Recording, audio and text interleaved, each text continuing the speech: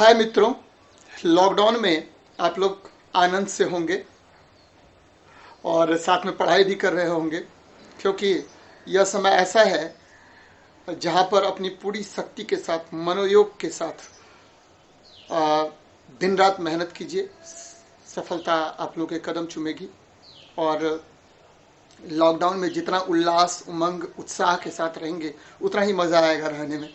और जैसा कि बहुत दिनों के बाद मैं ये वीडियो स्टार्ट कर रहा हूँ, मुझे इस वीडियो को स्टार्ट करने में थोड़ा सा समय लग गया, बहुत सारी परेशानियाँ थीं, लेकिन जैसा कि मैंने निश्चित किया है कि 25 फिजिक्स के प्रश्न एक वीडियो में और 25 केमिस्ट्री के प्रश्न दूसरे वीडियो में मैं डिस्कशन कराऊंगा आप लोगों को। और साथ ही इस वीडियो के साथ आपको पीडीएफ लिंक भी मिल जाएगा, जहां से आप इस क्वेश्चन को अपलोड कर सकते हैं, 25 क्वेश्चन को। और नित्य प्रतिदिन ये वीडियो आपको आएगा एम सिविल सर्विसेज का जो रहमान सर का चैनल है उसके जरिए।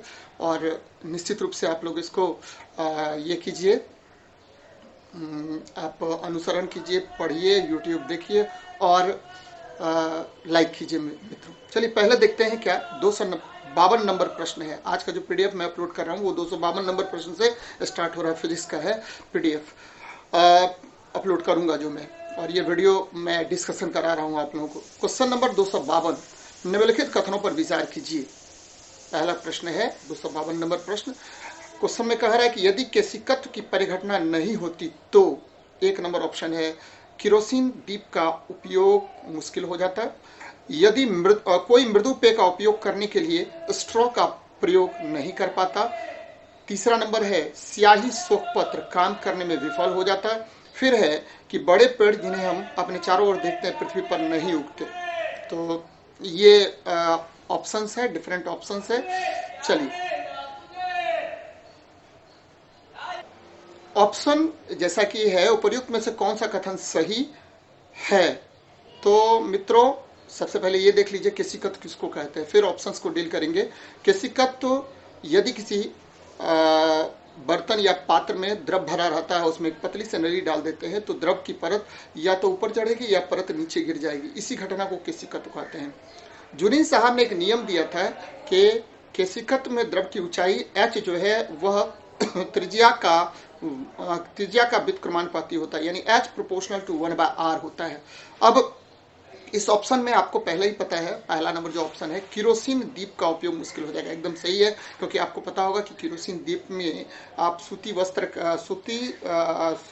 के धागे का प्रयोग करते हैं और सूत के धागे में द्रव धीरे धीरे ऊपर की ओर चढ़ता है और यह केशिकत्व की घटना पर आधारित है। फिर देखिए कोई मृदु पेय, हम लोग मान लीजिए बॉटल लेके आए हैं, इसका कोल्ड ड्रिंक्स का बॉटल लेके आए हुए हैं, उसमें एक पतला सा स्ट्रॉ डालते हैं तो द्रव हम लोग प्रेशर की वजह से चढ़ता है। ये केशिकत्व की घटना नहीं है, दाबांतर की वजह से द्रव नीचे से ऊपर की ओर प्रवाहित होता है। तो ये हो गया, तो ये गलत बात है, नहीं होगा, केशिकत्व पर आधारित नहीं है दूसरा ऑप्शन।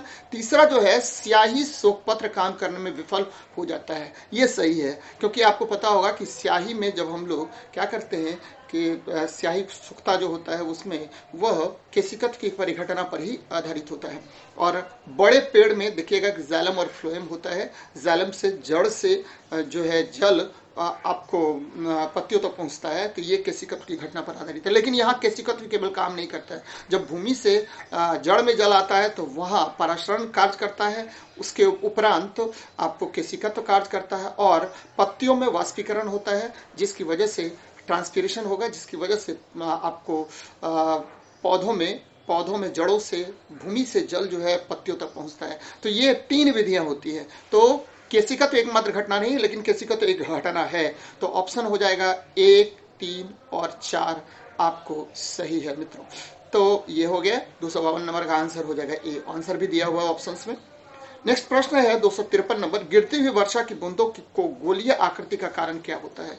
तो आपको पता होगा कि पृष्ठ तनाव के कारण ही वर्षा की बूंदों, पारा की बूंदों, जल बूंदों का आकार गोलाकार होता है और पृष्ठ तनाव बराबर पृष्ठ ऊर्जा बटे क्षेत्रफल होता है। तो द्रव की परतें जो है अपने पृष्ठ ऊर्जा को महत्तम जबकि क्षेत्रफल को न्यूनतम करने का प्रयास करता है, जिसके कारण द्रव बूंदों का आकार गोलाकार होता है। तो इसका आंसर हो जाएगा पृष्ठ तनाव। क्या हो जाएगा? पृष्ठ तनाव। तो 253 नंबर का आंसर हो जाएगा बी नंबर। चलिए नेक्स्ट बात करते हैं, वर्षा की बूंदों की गोल आकृति का कारण क्या होता है। तो जैसा कि 253 में मैंने पढ़ा था, बताया आप लोगों को, सेम उसी तरह से 254 नंबर का भी आंसर होगा पृष्ठ तनाव ही होगा, क्योंकि मैंने बताया आपको कि देखिए पृष्ठ तनाव का मुख्य कारण क्या होता है। तो पृष्ठ तनाव के दो मुख्य कारक होते हैं। पहला है कि द्रव की ऊपरी परत का जो ऊपरी परत, द्रव की जो ऊपरी परत होती है वो प्रत्यास्थ झिल्ली की भांति व्यवहार करता है, और दूसरा जो कारक होता है वह ससंजक बल है। तो पृष्ठ तनाव के दो मुख्य कारक, पहला द्रव की ऊपरी परत का प्रत्यास्थ झिल्ली की भांति व्यवहार करना, और दूसरा जो है वह तो द्रव बुंदों का प्रत्यास्थ द्रव का जो ऊपरी परत है वो प्रत्यास्थ झिल्ली की भांति व्यवहार करता है, और द्रव अणुओं के बीच ससंजक बल लगता है। यही कारण होता है पृष्ठ तनाव का। और देखिए पृष्ठ तनाव को प्रभावित करने वाले मुख्य कारक कौन कौन होते हैं। तो पृष्ठ तनाव को प्रभावित करने वाला जो पहला कारक होता है वह है तापमान। तापमान के बढ़ने से द्रव का पृष्ठ तनाव घट जाता है। दूसरा जो है वह अशुद्धियां हैं। अशुद्धियां, द्रव में अगर हम अशुद्धियां मिलाते हैं और वो अघुलनशील अशुद्धियां हैं तो पृष्ठ तनाव घट जाएगा। जैसे जल में साबुन को मिलाने पर, और अगर हम घुलनशील अशुद्धियां द्रव में मिलाते हैं तो पृष्ठ तनाव का मान बढ़ जाता है। तो ये दोनों ध्यान में आपको रखना है कि द्रव के पृष्ठ तनाव को प्रभावित करने वाले दो मुख्य कारक होते हैं। चलिए तो इस प्रश्न का देखिए 254 नंबर प्रश्न का आंसर हो जाएगा वर्षा की बूंद की गोल आकृति होने का कारण पृष्ठ तनाव है। नेक्स्ट प्रश्न पर बात करते हैं, क्वेश्चन नंबर 255, वर्षा की बूंदें गोलाकार होती है क्यों। फिर देखिए जल में पृष्ठ तनाव होता है जिसके कारण वर्षा की बूंद जो है वो उसका व्यवहार जो है गोलाकार होता है। और मैंने अभी थोड़ी देर पहले बताया था कि देखिए द्रव जो है उसका पृष्ठ तनाव जो है तापमान के बढ़ने पर घट जाता है। यही कारण है कि जितना भी द्रव है आपको जब हम उसका सेवन करते हैं तो अगर वह गर्म होता है या गर्म खाना, गर्म सूप, गर्म चाय, ये क्या लगेगा आपको, स्वादिष्ट लगता है। तो ध्यान में रखना है कि वर्षा की बूंदें गोलाकार होती है क्यों, तो जल में पृष्ठ तनाव के कारण। 255 नंबर प्रश्न है। अब हम बात करते हैं 256 नंबर प्रश्न पर, बत्ती वाले स्टोव में केरोसिन की बत्ती में ऊपर चढ़ने का कारण क्या होता है। बत्ती वाले स्टोव में केरोसिन का बत्ती में ऊपर चढ़ने का कारण क्या होता है, बता चुका हूं मैं, पृष्ठ तनाव इसका मुख्य कारण होगा। ए ऑप्शन में है विसरण, बी ऑप्शन में है परासरण, सी ऑप्शन में पृष्ठ तनाव, और डी ऑप्शन में है जीवद्रव्य संकुंचन। तो विसरण आपको पता होगा क्या होता है। विसरण कि गैसों में विशेष प्रकार का गुण होता है कि यह अन्य गैस अणुओं में आपस में मिल जाते हैं गुरुत्वाकर्षण का विरोध करते हुए। इसी गुण को हम लोग विसरण कहते हैं। यानी गैसों का वह गुण जिसके कारण गुरुत्वाकर्षण का विरोध करते हुए आपस में मिल जाता है, इस गुण को हम विसरण कहते हैं। और ध्यान में रखना है कि विसरण के बारे में सबसे पहले ग्राहम ने बताया था। ग्राहम के अनुसार विसरण की जो दर होती है वह गैसों के घनत्व के वर्गमूल का व्युत्क्रमानुपाती होता है। ये ध्यान में रखना है। यानी R प्रोपोर्शनल टू 1/√D होता है। चलिए तो क्वेश्चन नंबर 256 का आंसर हो जाएगा पृष्ठ तनाव। इस प्रश्न में जो बी नंबर ऑप्शन है परासरण, ध्यान में रखना है। परासरण किसको बोलते हैं, तो परासरण है आपको कि कोई भी द्रव है वह उच्च सांद्रता से जब निम्न सांद्रता की ओर प्रवाहित होती है तो इस घटना को हम परासरण कहते हैं। ध्यान में आपको रखना है कि जब हम चना को फुलाते हैं, पानी में डालते हैं तो रात भर में चना बड़ा बड़ा आकार का हो जाता है। तो कहने का क्या अर्थ है कि उच्च सांद्रता से द्रव का प्रवाह निम्न सांद्रता की ओर परासरण कहलाता है। ये ध्यान में रखना है। अब देखिए तो इस क्वेश्चन का आंसर होगा बत्ती वाले स्टोव में केरोसिन का बत्ती में ऊपर चढ़ने का कारण, मुख्य कारण पृष्ठ तनाव होता है। चलिए आगे बढ़ते हैं। द्रव बूंदों के संकुचित होकर न्यूनतम क्षेत्र घेरने की प्रवृत्ति को पृष्ठ तनाव कहते हैं। आपको पता होगा कि पृष्ठ तनाव बराबर, मैंने थोड़ी देर पहले आपको बताया कि पृष्ठ ऊर्जा बटा क्षेत्रफल होता है। तो द्रव क्या करता है कि अपने पृष्ठ ऊर्जा को महत्तम करता है और पृष्ठ क्षेत्रफल को न्यूनतम करता है। इसी गुण को पृष्ठ तनाव कहते हैं। पृष्ठ तनाव बराबर पृष्ठ ऊर्जा बटा क्षेत्रफल होता है। ध्यान में रखना है, क्षेत्रफल न्यूनतम होगा, पृष्ठ ऊर्जा महत्तम होगा, तो द्रव बूंदों का आकार गोलाकार होता है। चलिए आगे बढ़ते हैं। तो 257 नंबर प्रश्न का आंसर क्या हो जाएगा, पृष्ठ तनाव, बी नंबर आंसर। 257 का बी नंबर। सारे प्रश्नों में मैंने आंसर बगल में दिए हुए रखे हैं तो आपको आसानी होगी इसको समझने में। चलिए साबुन के 258 नंबर प्रश्न पर बात करते हैं। साबुन के बुलबुले के अंदर का दाब क्या होगा। तो ध्यान में रखना है कि जब भी कोई बुलबुला बनेगा तो दो प्रकार के दाब होते हैं। तो बुलबुले के अंदर का दाब उसको आंतरिक दाब कहते हैं, बुलबुले के बाहर का दाब उसको बाह्य दाब कहते हैं। तो हमेशा आंतरिक दाब का मान बाह्य दाब की अपेक्षा अधिक होना पड़ेगा। अगर ऐसा नहीं होगा तो बाह्य दाब बूंद को क्या कर देगा, समाप्त कर देगा, बूंद का अस्तित्व समाप्त होता है हो जाएगा। इसलिए 258 नंबर प्रश्न में जो है साबुन के बुलबुले के अंदर का दाब वायुमंडलीय दाब से अधिक होना पड़ेगा। अगर ऐसा नहीं होता है तो बुलबुला समाप्त हो जाएगा। ध्यान में रखना है कि अगर जल बूंद की बात करते हैं तो जल बूंदों में जो पृष्ठ तनाव होता है पीआई माइनस पी नॉट, यानी पीआई मतलब इंटरनल प्रेशर और पी नॉट मतलब outer pressure, pi minus P not बराबर 2s/r, जहां पर 2 तो दो तल हो गए और s पृष्ठ तनाव और r जो है वह द्रव बूंद की त्रिज्या है। ध्यान में रखना है। और यहीं पर अगर साबुन का बुलबुला होता है तो क्या करते हैं, पीआई माइनस पी नॉट बराबर 4s/r करते हैं, जहां 4 4 तल हो गए, s पृष्ठ तनाव और r यह भी त्रिज्या हो गई। तो इस प्रश्न का आंसर 258 नंबर प्रश्न का आंसर होगा बी नंबर, वायुमंडलीय दाब से अधिक होना पड़ेगा तभी जाकर के बूंद का अस्तित्व बना रहता है। चलिए आगे बढ़ते हैं। नीचे दो वक्तव्य दिए गए हैं जिनमें से एक कथन है दूसरा कारण है। हमको कथन बताना है और कथन के अनुसार कारण को डील करना है। तापमान, कथन देखिए क्या कह रहा है, तापमान में वृद्धि के साथ ग्लिसरीन की सांद्रता बढ़ जाती है, और दूसरा ऑप्शन में है तापमान में वृद्धि अणुओं की गतिज ऊर्जा को बढ़ा देता है।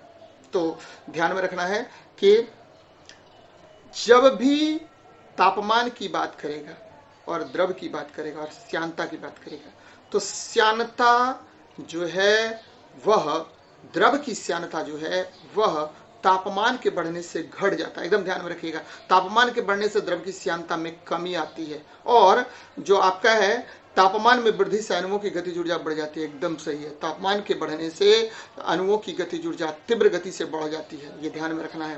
तो कथन तो गलत हो गया, कारण सही हो गया।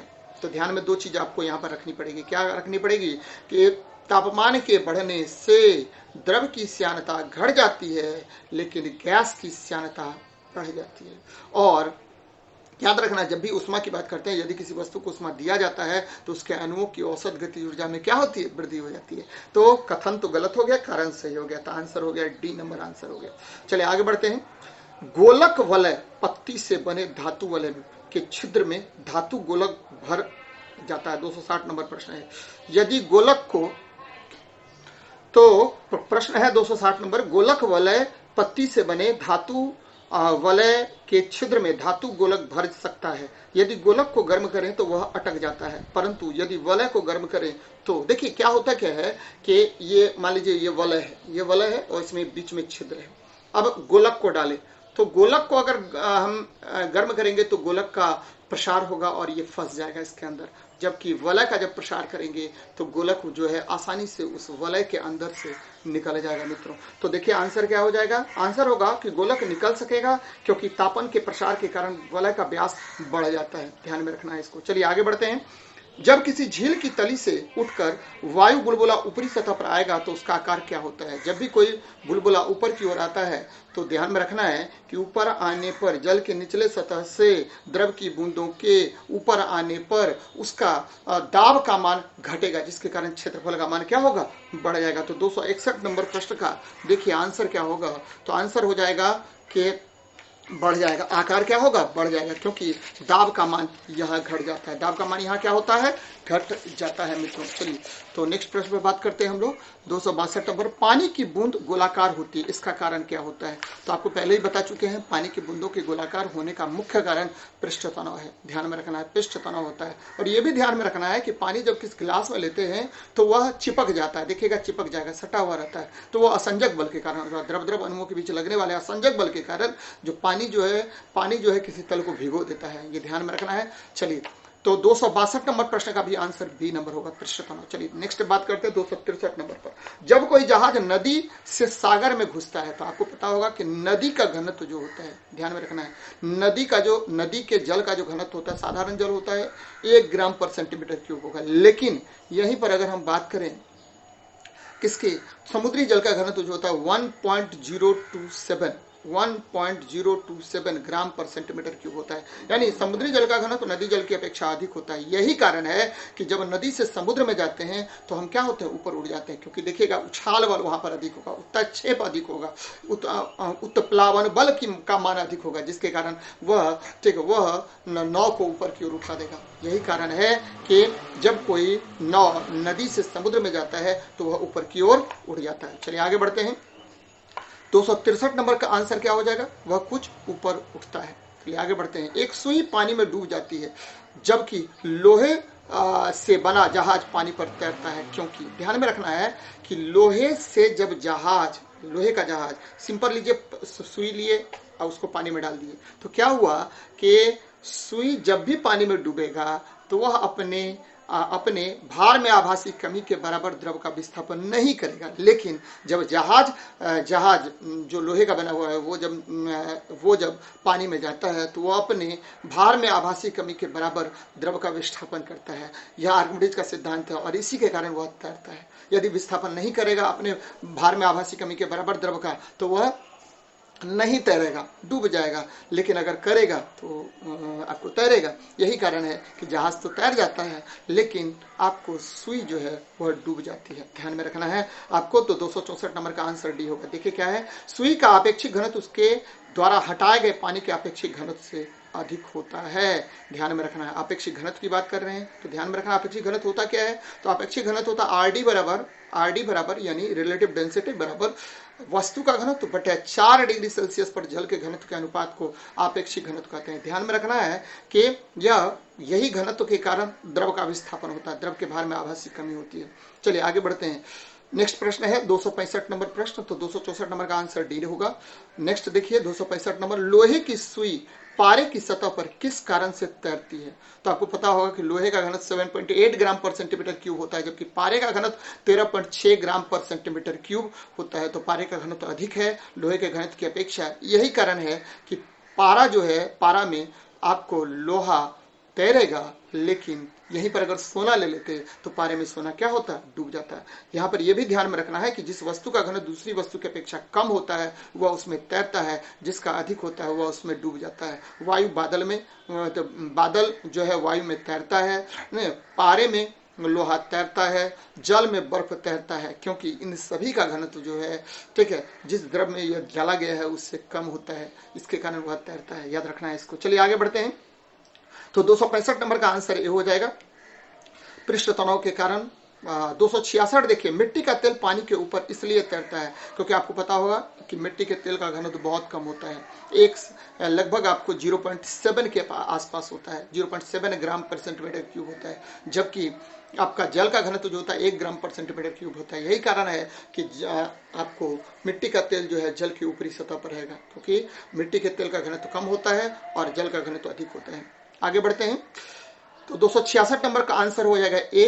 267 नंबर देखिए, तेल जल के तल पर फैल जाता है क्योंकि तेल जो है जल के तल पर फैल जाता है। ध्यान में रखिएगा, तेल जो है वो जल के तल पर फैल जाता है। अभी तुरंत मैंने बताया कि देखिए तेल का घनत्व जो होता है जल की अपेक्षा कम होता है। यही कारण है कि तेल जो है जल की ऊपरी सतह पर फैल जाता है। तेल जल की अपेक्षा, तेल का घनत्व, तेल का तल तनाव पानी से क्या होगा, कम होता है या घनत्व कम होता है। यही कारण है कि वह क्या होगा, तैरेगा।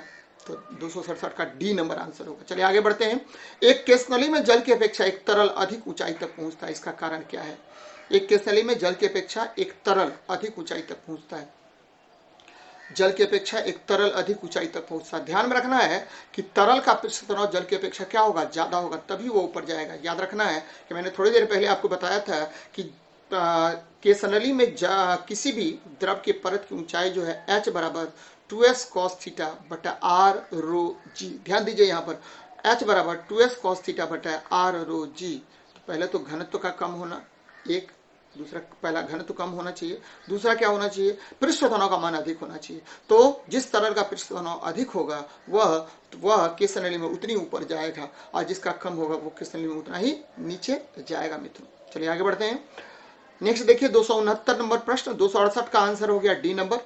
269 नंबर प्रश्न पर बात करते हैं। यदि साबुन के दो भिन्न भिन्न व्यासों के बुलबुलों को एक नली द्वारा एक दूसरे के संपर्क में लाया जाता है तो क्या घटित होगा। देखिए जैसे ही हम, ठीक है, आपको नली द्वारा दो द्रवों को निकट लाएंगे तो छोटा द्रव और छोटा हो जाएगा और बड़ा द्रव और बड़ा हो जाएगा। इसका मुख्य कारण पृष्ठ तनाव है। ध्यान में रखना है कि जितना पृष्ठ तनाव अधिक होगा बूंदों का आकार उतना ही छोटा होगा, इसीलिए छोटा बूंद छोटा हो जाता है और बड़ा बूंद बड़ा हो जाता है। ये ध्यान में रखना है आपको। तो 269 का आंसर ए नंबर होगा। नेक्स्ट प्रश्न पर बात करते हैं। पानी के 4 डिग्री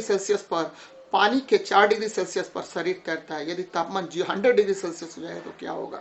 तो ध्यान में रखना है कि देखिए, पानी को गर्म करते हैं तो पानी को गर्म करेंगे तो आयतन का मान क्या होगा? बढ़ेगा, घनत्व का मान घट जाएगा। उसके सापेक्ष वस्तु का घनत्व जो है वो बढ़ जाएगा, वस्तु और डूब जाएगा, यानी कोई शरीर और डूब जाएगा। तो ध्यान में रखना है कि पानी के 4 डिग्री सेल्सियस से 100 डिग्री सेल्सियस पर आयतन का मान बढ़ेगा, घनत्व का मान घटेगा। और घनत्व घट गया तो उसके सापेक्ष जो वस्तु उसमें तैर रहा था, शरीर जो तैर रहा था, वह उसका घनत्व बढ़ जाता है, तो उसके सापेक्ष इसलिए शरीर क्या होगा? और अधिक डूब जाएगा मित्रों। तो 270 का आंसर हो जाएगा, ठीक है, बी नंबर। नेक्स्ट बात करते हैं 271 नंबर प्रश्न पर। अशुद्धियों के कारण द्रव का क्वथनांक क्या होगा? तो अशुद्धियों के कारण द्रव का क्वथनांक बढ़ जाता है। ध्यान में रखना, अशुद्धियों के कारण द्रव का क्वथनांक बढ़ जाता है। जितनी अशुद्धि आप मिला दें, मान लीजिए कि पानी दूध है, आपको दूध को गर्म करने के लिए हम चढ़ा रहे हैं और उसमें चीनी डाल देते हैं, तो देखिएगा कि द्रव का क्वथनांक क्या होगा? बढ़ जाएगा। अब ज्यादा टेम्परेचर चाहिए उसको क्यों? गर्म होने के लिए। तो ध्यान में रखना है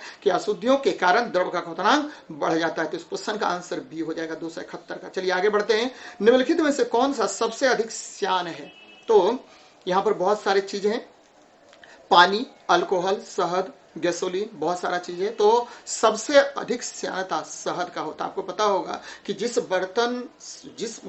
द्रव को बर्तन से बाहर निकलने में जितना अधिक समय लगेगा वह द्रव उतना ही अधिक श्यान होता है। तो आपको शहद की श्यानता अधिक होती है जल की अपेक्षा। ध्यान में रखना है कि जिस बर्तन से किसी द्रव को बाहर निकलने में जितना अधिक समय लगेगा वह उतना ही अधिक श्यान होगा। तो 272 का आंसर हो जाएगा सी नंबर। चलिए आगे बढ़ते हैं। जब ताप में वृद्धि की जाती है तो द्रवों का पृष्ठ तनाव, अभी तुरंत मैंने बताया था आपको कि द्रव का पृष्ठ तनाव तापमान के बढ़ने से घटता है, क्योंकि ससंजक बल का मान जो है वह घट जाएगा। ध्यान में रखना है कि जब द्रव को आप गर्म करते हैं तो द्रव बूंदों का क्या होगा? कि फैलाव होगा। फैलाव होने के कारण आपका ससंजक बल का मान क्या होगा? बढ़ जाएगा। ससंजक बल का मान घट जाएगा। जैसे ही दूर द्रव के अणु जाएंगे तो ससंजक बल क्या होगा? घट जाएगा, जिसके कारण आपको ससंजक बल के घटने के कारण द्रव का पृष्ठ तनाव भी घट जाएगा। तो इस क्वेश्चन का आंसर हो जाएगा आपको क्या हो जाएगा? घट जाता है। तो 273 का आंसर हो जाएगा घट जाता है। चलिए आगे बढ़ते हैं। जब किसी शेविंग ब्रश को पानी से निकाला जाता है, देखिएगा 274 नंबर प्रश्न है, जब किसी शेविंग ब्रश को पानी से निकाला जाता है तो उसके बाल आपस में चिपक जाते हैं, इसका क्या कारण होता है? पानी से निकालिए, ऐसे निकाले तो देखिएगा जितने भी बाल हैं ब्रश के सारे चिपक जाते हैं आपस में। तो उसका मुख्य कारण है पृष्ठ तनाव। पृष्ठ तनाव के कारण ही पृष्ठ ऊर्जा का मान महत्तम हो गया, पृष्ठ का क्षेत्रफल क्या होगा? न्यूनतम हो जाएगा, तो आपस में चिपक जाएगा। ये ध्यान में रखना है। तो इस क्वेश्चन का आंसर हो जाएगा डी नंबर। 274 का डी नंबर आंसर होगा। बादल और वायुमंडल का तैरना किस कारण होता है? तो देखिएगा, अभी थोड़ी देर पहले मैंने बताया था कि देखिए जिस वस्तु का घनत्व दूसरी वस्तु की अपेक्षा कम होगा वह उसमें तैरता है। तो बादल का जो घनत्व होता है वह वायु की अपेक्षा कम होता है, जिसके कारण बादल जो है वायु में तैरता है। बर्फ पानी में तैरता है, इसका भी मुख्य कारण आपको घनत्व में अंतर ही है, घनत्व के कम होने के कारण ही होता है। तो 275 नंबर का आंसर हो जाएगा। घनत्व पहले खोज लेंगे, अगर घनत्व नहीं मिलता है तो उस केस में श्यानता होगा। आपको पता होगा कि तरल की एक परत दूसरे परत का गति का विरोध करती है, जिसके कारण वह एक स्थान से दूसरे स्थान तक प्रवाहित होता है। यह गुण श्यानता कहलाता है। तरल के परतों के बीच लगने वाले घर्षण बल के कारण ही आपको श्यानता बल लगता है या श्यान बल लगता है। तो ध्यान में इसको रखना है। तो ध्यान में दो चीजें आपको रखनी है। क्या रखनी है? पहला चीज कि अगर घनत्व तो नहीं है, वायु बादल में तैरता है इस प्रश्न में, तो दूसरा आपको ढूंढना है श्यानता है, तो उसी वही प्रश्न का आंसर होगा। तो श्यानता हो जाएगा 274 का। ध्यान में रखना है सी नंबर आंसर होगा। इसमें आंसर में डी दिया हुआ है तो इसको कृपया सी कर लीजिएगा, ध्यान में रखिएगा। 274 का आंसर सी कर लीजिएगा। चलिए आगे बढ़ते हैं। बादल और वायुमंडल का तैरना किस कारण से होता है? फिर देखिए, बादल में वायुमंडल का तैरना किसके कारण होगा? तो श्यानता के कारण। सही है आंसर आपका डी ही दिया हुआ आंसर। चलिए आगे बढ़िए। जब पानी में नमक मिलाया जाता है तो निम्न में से कौन सा परिवर्तन होगा? मित्रों ध्यान में रखना है कि अभी तुरंत मैंने बताया था कि अगर जल में किसी अशुद्धि को मिलाया जाता है तो क्वथनांक तो बढ़ जाएगा लेकिन गलनांक घट जाएगा। क्वथनांक बढ़ जाता है लेकिन गलनांक घट जाता है, तो क्वथनांक बढ़ता है और गलनांक घटता है। 276 का बी नंबर आंसर होगा। चलिए आगे बढ़ते हैं। पेंडुलम की घड़ी तीव्र गति से चल सकती है। 270 नंबर प्रश्न देखिए, पेंडुलम की घड़ी तीव्र गति से चल सकती है, कब चलेगा? तो जब आपको देखिएगा लंबाई घटेगा और आवर्तकाल का मान भी घट जाएगा, जिसके कारण आपको एक जो पेंडुलम है वह उसका समय कम लगेगा, आवर्तकाल कम लगेगा। आवर्तकाल कम लगेगा तो वो क्या होगा? तीव्र गति से घूमेगा, तो शीतकाल में होगा। गर्मी के मौसम में क्या होता है? गर्मी के मौसम में जस्ट अपोजिट होता है, लंबाई बढ़ गया, आवर्तकाल बढ़ गया, जिसके कारण घड़ी धीमा हो जाता है। तो गर्मी के मौसम में घड़ी धीमा होता है और ठंड के मौसम में घड़ी तीव्र हो जाता है, पेंडुलम घड़ी। ध्यान में रखना है। तो 270 नंबर प्रश्न का आंसर हो जाएगा ए नंबर। चलिए, घटना जो ध्वनि तरंगों में नहीं होता है, ध्यान में रखना है। ध्वनि अनुदैर्ध्य तरंग है, जब वह गैस और द्रव से गमन करता है तो ध्वनि अनुदैर्ध्य तरंग की तरह व्यवहार करता है, लेकिन अगर ठोस से गमन करेगा तो वह अनुदैर्ध्य और अनुप्रस्थ दोनों की भांति व्यवहार करता है। और अनुदैर्ध्य तरंग का एक गुण होता है ध्रुवीकरण, तो अनुदैर्ध्य तरंग का गुण नहीं होता है ध्रुवीकरण। ध्यान में रखना है। अनुप्रस्थ तरंग का गुण होता है ध्रुवीकरण, लेकिन अनुदैर्ध्य तरंग यह गुण का प्रदर्शन नहीं करती है। तो ध्वनि तरंग जो है आपको ध्रुवीकरण का प्रदर्शन नहीं करेगी, तो याद रखना है इसको, ध्रुवन। साबुन के बुलबुले का रंग पैदा होने की घटना का कारण क्या होता है? विक्षेपण, विवर्तन, व्यतिकरण, ध्रुवन, ये 4 ऑप्शंस दिए हुए हैं। व्यतिकरण मुख्य घटनाएं होंगी। आपको पता होगा कि साबुन की बूंदों पर जब प्रकाश की परतें पड़ती है तो प्रकाश ऊर्जा का पुनः वितरण होता है। एक बार ऊर्जा का मान महत्तम, दूसरी बार ऊर्जा का मान न्यूनतम होता है। यह मुख्य रूप से व्यतिकरण के कारण ही होता है। तो 279 नंबर का आंसर हो जाएगा सी नंबर। 280 देखिए, पानी की छोटी छोटी बूंदों से मिलकर एक बड़ी बूंद बनने की प्रक्रिया में निकाय की पृष्ठ ऊर्जा, तो निकाय की जो पृष्ठ ऊर्जा होती है वह घट जाती है। छोटा से बड़ा बूंद बनेगा तो पृष्ठ ऊर्जा घट जाएगा, और बड़ा से छोटा बूंद बनेगा तो पृष्ठ ऊर्जा का मान बढ़ जाएगा। फिर देखिए 281 नंबर में सेम प्रश्न है, यदि पानी की एक बड़ी बूंद को छोटी बूंद में तोड़ा जाए तो पृष्ठ ऊर्जा का मान बढ़ेगा। अभी तुरंत बताए थे कि बूंद का आकार अगर छोटा होगा तो पृष्ठ ऊर्जा बढ़ेगा, बूंद का आकार अगर बढ़ेगा तो पृष्ठ ऊर्जा का मान घटेगा। तो 280 का आंसर ए और 281 का आंसर बी हो जाएगा, बढ़ जाती है। आगे बढ़ते हैं। निम्नलिखित में से सत्य कथन क्या है? तो पहला ऑप्शन है पृष्ठ तनाव का इकाई बल प्रति इकाई लंबाई है, सही है। पृष्ठ तनाव का जो ये होता है वह न्यूटन पर मीटर होता है, F/L होता है, और प्रति इकाई लंबाई, ये सही है। आपको किसी द्रव का पृष्ठ तनाव ताप बढ़ने पर घटता है, ये भी आपको सही। किसी द्रव का पृष्ठ तनाव ताप बढ़ने पर घटता है, तो पृष्ठ तनाव का इकाई बल प्रति इकाई लंबाई है, प्रति इकाई लंबाई है, सही है ये। पृष्ठ तनाव का इकाई बल प्रति इकाई लंबाई है, ये गलत है। क्यों? क्योंकि पृष्ठ तनाव जो होता है वो बल प्रति लंबाई होता है। ध्यान में रखना है कि बल प्रति इकाई लंबाई नहीं होगा, बल प्रति लंबाई होता है। तो ध्यान में रखिए, न्यूटन पर मीटर इसका यूनिट होता है। फिर देखिए, किसी द्रव का पृष्ठ तनाव ताप बढ़ने पर घटता है, ये सही आपको आंसर है।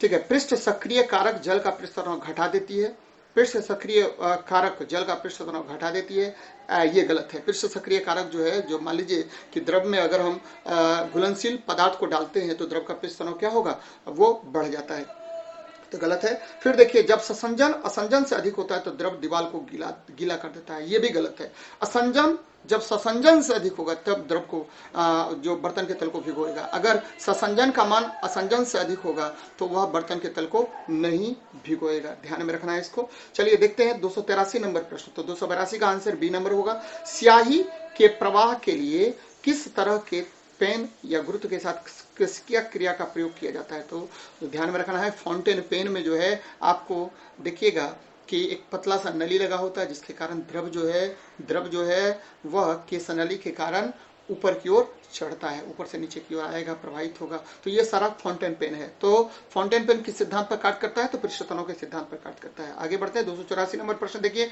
द्रव की अवस्थाओं की अधिकतम संख्या क्या होती है? तो द्रव की अवस्थाओं की अधिकतम संख्या कहने के लिए तो बहुत सारा होगा, तो इस क्वेश्चन का आंसर हो जाएगा 5 नंबर, परिवर्तन मतलब 4 नंबर, परिवर्तनशील। देखिए, ठोस, द्रव, गैस, ये कमरे के तापमान पर पदार्थ की अवस्थाएं पाई जाती हैं। उसके बाद आइए प्लाज्मा, ये उच्च तापमान पर पाया जाता है। फिर आते आपको एक और पदार्थ की अवस्था होती है जो निम्नतम तापमान पर पाया जाता है, जिसे हम लोग जिसे हम लोग बोस आइंस्टीन संघनन कहते हैं, बोस आइंस्टीन संघनन कहा जाता है। छठा नंबर पदार्थ की अवस्था फर्मियोन्स होता है और सातवां नंबर सुपर क्वांटम फ्लूइड होता है। तो निरंतर इसका परिवर्तन हो रहा है। और अभी हाल ही में कुछ दिन पहले वैज्ञानिकों ने रेडबर्ग पोलरसंस नामक एक पदार्थ की अवस्था की खोज भी की है। तो ध्यान में रखिए इसको कि द्रव की जो अवस्थाएं होती हैं वो अधिकतम संख्या उसकी परिवर्तनशील है। बहुत सारी अवस्थाएं द्रव की होती हैं। आगे बढ़ते हैं। 285 नंबर प्रश्न देखिए, क्या कह रहा है? निम्नलिखित कथनों में से कौन सा कथन पदार्थ के संबंध में सही नहीं है? उच्च ताप पर पदार्थ प्लाज्मा बन जाता है। सही बात है, उच्च ताप पर जो पदार्थ है प्लाज्मा के रूप में होता है, जैसा कि मैंने बताया। और इसके बारे में सबसे पहले इरविंग लैंगम्यूर ने बताया था कि देखिए, उच्च तापमान पर जो पदार्थ की अवस्था होती है, जो आयन के रूप में पाया जाता है, उसे हम लोग प्लाज्मा कहते हैं। आगे बढ़ते हैं। दूसरा नंबर देखिए, कोई भी चीज जो स्थान घेरता है पदार्थ कहलाता है। ये भी सही है, जो भी पदार्थ स्थान घेरेगा उसे क्या कहते हैं? पदार्थ कहते हैं। जिसमें निम्न गुण होते हैं, वह पदार्थ जो स्थान घेरता है, ठीक है, जिसका द्रव्यमान होता है, जिसका आयतन होता है, जिसका घनत्व होता है, जो कठोरता लगाता है, ये सारे गुण होते हैं पदार्थ के, ठीक है। और अंत में जो हमारे ज्ञानेंद्रियों द्वारा अनुभव किया जाता है उसे पदार्थ कहते हैं। तो ये ध्यान में रखिए, कोलाइड पदार्थ के अपेक्षाकृत बड़े कणों से बनते हैं। तो ये गड़बड़ है। कोलाइड का भी कण का आकार बहुत सूक्ष्म होता है, नंगी आंखों से आप नहीं देख सकते हैं, लेकिन सूक्ष्मदर्शी द्वारा इसे देखा जा सकता है। तो ये भी थोड़ा सा छोटा ही कण होता है, ध्यान में रखना है इसको। तो ये आपका गलत हो गया। तो 285 नंबर का आंसर हो जाएगा डी नंबर। चलिए आगे बढ़ते हैं। 286 नंबर देखिए, ताप बढ़ने के साथ द्रव की श्यानता। अभी थोड़ी देर पहले मैंने बताया था कि द्रव की श्यानता तापमान के बढ़ने पर घटता है और गैस की श्यानता तापमान के बढ़ने पर बढ़ता है। तो ये ध्यान में रखिए कि 286 नंबर का आंसर हो जाएगा, ताप के बढ़ने से द्रव की श्यानता क्या होगी? घटती है। तो आंसर हो जाएगा ए नंबर। आगे बढ़िए। द्रव की किसी बूंद के भीतर दाब अधिक अनुक्रमानुपाती होता है उसके। ध्यान में रखिए, अभी थोड़ी देर पहले मैंने बताया था कि जो भी कोई द्रव का बूंद होगा तो उसके अंदर जो दाब होता है पीआई यानी आंतरिक दाब, और बाहर का जो दाब होता है पी नॉट होता है। पीआई माइनस पी नॉट मैंने बताया था 2s/r जल बूंद के केस में। तो देखिए, पीआई माइनस पी नॉट यानी द्रवाधिक, यह अनुक्रमानुपाती होगा 1/, द्रव की त्रिज्या के। तो पीआई माइनस पी नॉट बराबर 1/r होता है। तो ये अनुक्रमानुपाती होता है 1/r के त्रिज्या के। तो ध्यान में रखिएगा, त्रिज्या के व्युत्क्रम का समानुपाती होता है। द्रव अधिक, द्रव की बूंदों में जो लगता है, द्रव की बूंदों में जो दाब अधिक होता है यानी अधिक दाब जो होता है वह द्रव बूंदों की त्रिज्या का अनुक्रमानुपाती होगा, द्रव बूंदों की त्रिज्या का व्युत्क्रमानुपाती होगा, व्युत्क्रम होगा। यानी PI minus P not inversely proportional to 1/r। ध्यान में रखना है इसको। चलिए आगे बढ़ते हैं। रेडियो तरंगे चुंबकीय क्षेत्र में विचलित हो जाती है। रेडियो तरंगे, आपको मैंने कई बार बताया कि देखिए, रेडियो तरंग विद्युत चुंबकीय तरंग है। विद्युत चुंबकीय तरंग पर कोई आवेश नहीं होता है, और यदि आवेश होगा ही नहीं तो चुंबकीय क्षेत्र या विद्युत क्षेत्र में क्यों विचलित होगा? विचलित नहीं होगा। ध्यान में रखना है आपको, विचलित नहीं होता है तो कोई प्रभाव नहीं होगा। तो कथन आपका गलत हो गया। तो 288 में कथन और कारण दिया हुआ है। रेडियो तरंगों की प्रकृति विद्युत चुंबकीय होती है, एकदम सही है। रेडियो तरंग विद्युत चुंबकीय तरंग होता है, और विद्युत चुंबकीय तरंगों के बारे में सबसे पहले मैक्सवेल ने बताया था। आपको पता होगा कि जो तरंग होता है वो दो प्रकार के होते हैं, एक विद्युत चुंबकीय तरंग और एक यांत्रिक तरंग होता है। और यांत्रिक तरंग के दो प्रकार होते हैं, अनुप्रस्थ और अनुदैर्ध्य। मैंने ये आपको कई बार बताया। चलिए आगे बढ़ते हैं। तो इस क्वेश्चन का आंसर हो जाएगा 288 नंबर प्रश्न का आंसर हो जाएगा 4 नंबर। ए गलत है परंतु आर सही है। रेडियो तरंग जो है वो विद्युत चुंबकीय तरंग है। रेडियो तरंग की खोज मार्कोनी ने किया था, आपको पता होगा। चलिए आगे बढ़ते हैं। निम्नलिखित में से किस एक प्रकार की तरंगों का प्रयोग रात्रि दृष्टि में किया जाता है? तो रात्रि दृष्टि में अवरक्त किरण का प्रयोग किया जाता है। और अवरक्त किरण, ध्यान में रखना है कि इसका जो खोज करता है वो विलियम हर्शल है। और विलियम हर्शल ने बताया कि देखिए, अवरक्त किरण के बहुत सारे उपयोग होंगे। पहला उपयोग देखिए, पहला उपयोग जो है वह रात्रि को देखने में, रात्रि में फोटोग्राफी करने में, फिर कुहासे में फोटोग्राफी करने में, फिर देखिएगा वस्तुओं को गर्म करने में अवरक्त किरणों का उपयोग हम लोग करते हैं। तो ये ध्यान में रखना है आपको कि देखिएगा, टीवी रिमोट कंट्रोल में भी अवरक्त किरणों का प्रयोग किया जाता है। तो 289 नंबर का आंसर हो जाएगा सी। मित्रों, इसके साथ ये जो फिजिक्स वाला पीडीएफ है ये मैं समाप्त कर रहा हूँ। और ढेर सारा आप लोगों को धन्यवाद। आप लोग लगातार देखिए। इसके साथ जो लिंक्ड पीडीएफ है उसको उतार करके, लिंक पीडीएफ को डाउनलोड करके फिर जो है इस वीडियो को देखिएगा तो बहुत मज़ा आएगा। और निश्चित रूप से सफलता आप लोगों के कदम चूमेगी। अब नित्य प्रतिदिन 2 वीडियो आपको मैं अपलोड करवाऊंगा, एक फिजिक्स का, दूसरा केमिस्ट्री का। फिजिक्स का ये वीडियो निश्चित रूप से देखिए और अपने मित्रों को भी बोलिए देखने के लिए। चलिए मिलते हैं नेक्स्ट वीडियो केमिस्ट्री के वीडियो में।